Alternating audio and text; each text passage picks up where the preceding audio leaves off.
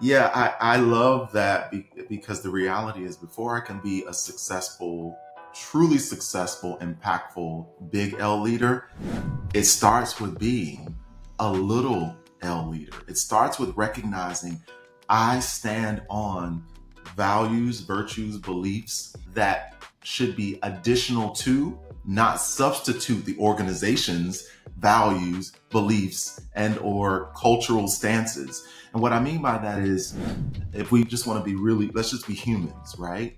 It's important for me to be a leader in my life before I can be a leader within an organization. And what does that look like? It looks like discipline. It looks like being able to make sacrifices for the things that I say that I want in life. It means prioritizing and putting people first before me when it's more convenient for me to put me first. It means speaking up, standing up, and speaking out on things that really affect me, my family, my community, my workplace, and the world. So to that question, which is such a great one, it's important for us to be little L leaders in our lives before we can effectively and successfully be big L positional leaders.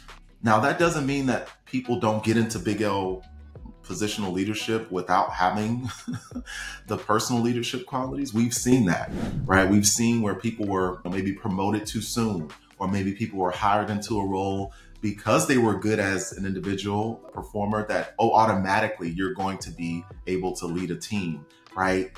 Nothing could be farther from the truth.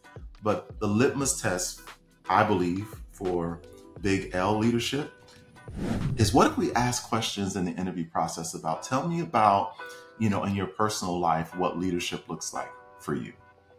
Tell me about the last time you spoke up within your friend group, within your community group, within your social, sphere of influence about something that was disparately impacting that community.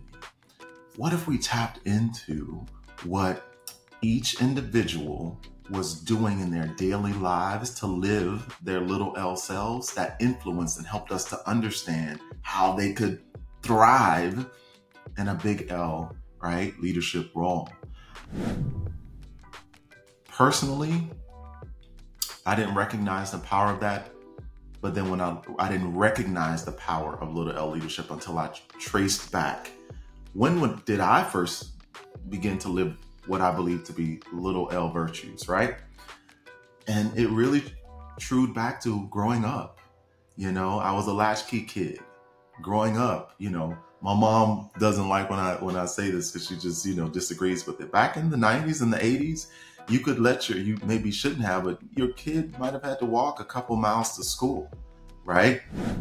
That level of independence and confidence and clarity as a young child, I believe influences and leads to being the leader as a person, individual, personal leadership.